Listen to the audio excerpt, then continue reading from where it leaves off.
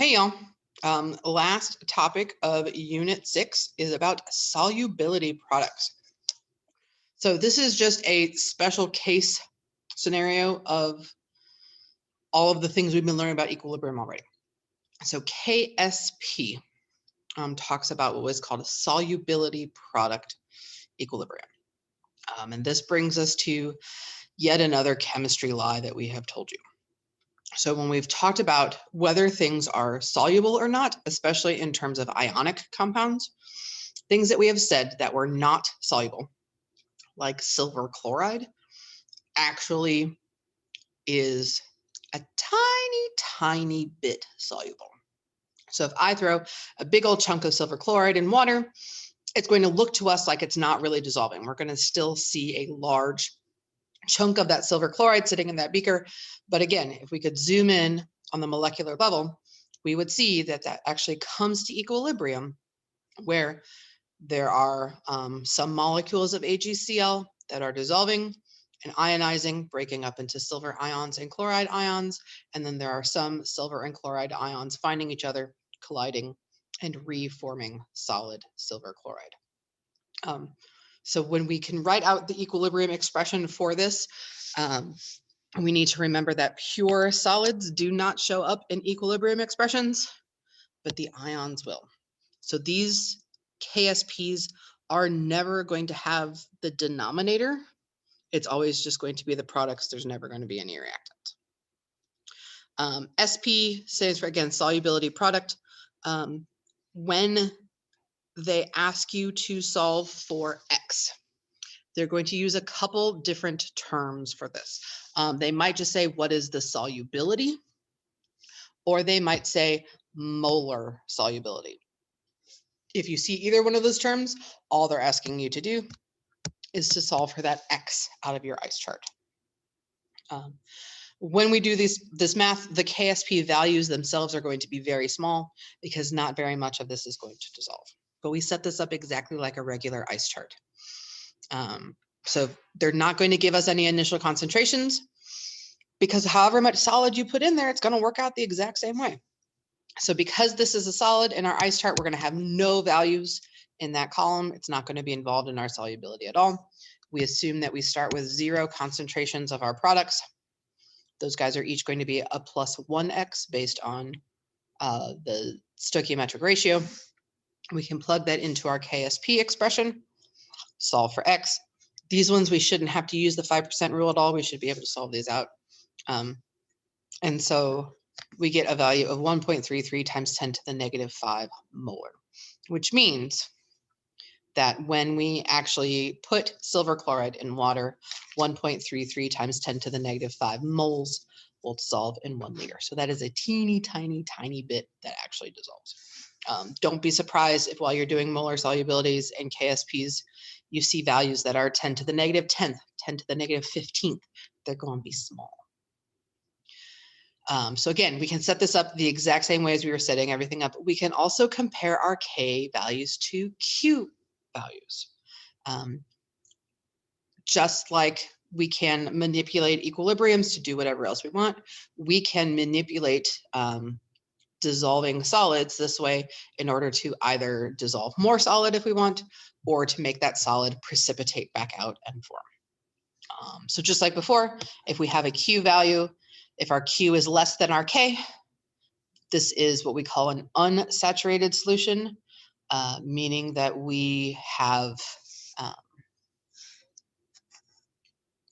less ions dissolved than possibly can dissolve. If Q equals K, we are at equilibrium, and we call that a saturated solution, meaning as much ion has dissolved as it possibly can. And then if Q is greater than K, that means we have pushed our equilibrium into a supersaturated solution, meaning more ions have dissolved than should be able to dissolve. And that is going to shift that reaction back towards the reactants, and it's going to make some of that product or some of that solid reform. Meaning we've got too many ions dissolved, we're going to shift to the left and form more of that solid. So we might see some questions asking you, how do you make more solid form, or is more going to be able to dissolve or not? Those are questions that could be asked there. Sometimes you also might see questions about something called the common ion effect. And we're going to talk a lot more about this later on in second semester also. But the common ion effect is basically us having concentrations of not only the initial insoluble salt that we're putting in, but maybe we're also adding in another salt that we guaranteed no dissolves. But it's going to be adding in an ion that is common with that insoluble salt. So example number 62, for example, says calculate the solubility of solid calcium fluoride in a 0.025 molar sodium fluoride solution. So I can see that both of those chemicals have fluoride in them. So that's going to affect what's going on. So I'm talking about the solubility of solid calcium fluoride. So that's the equation that I want to write out, because that's the equation that I have the KSP for. So I'm going to get calcium 2+ out of that and 2 fluoride ions. So if I write out my ice chart for this, that solid calcium fluoride is not going to be involved in any of my calculations because it's a pure solid. Initially, the only calcium I'm going to get is going to come from that calcium fluoride. But already in my solution, I have some sodium fluoride. If I have 0.025 molar sodium fluoride, that means I have 0.025 molar sodium and 0.025 molar fluoride. So this is just like having our other equilibrium questions where we had concentrations of more than one thing. We still have zeros on our product side, so this is still going to be adding. That's going to be plus x. This is going to be plus a 2x. But having that fluoride ion there already is going to affect my solubility. If there are already some fluoride ions floating around in that solution, less of my salt is going to be able to dissolve. I already am sort of filling in a little bit with fluoride ions, which means less ions are going to have enough room to dissolve in this solution.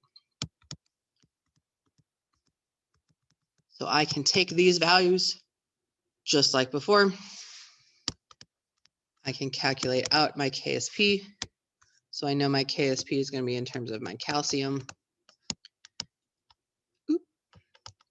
and my fluoride. I know my KSP value.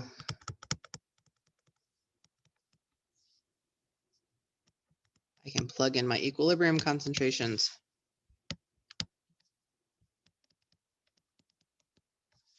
And solve that out.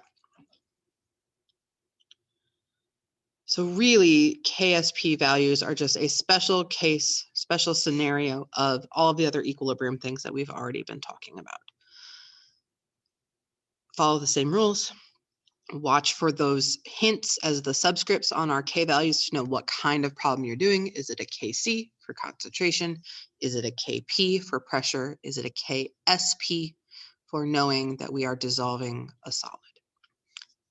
Everything else works out the exact same. I will see y'all later. Bye.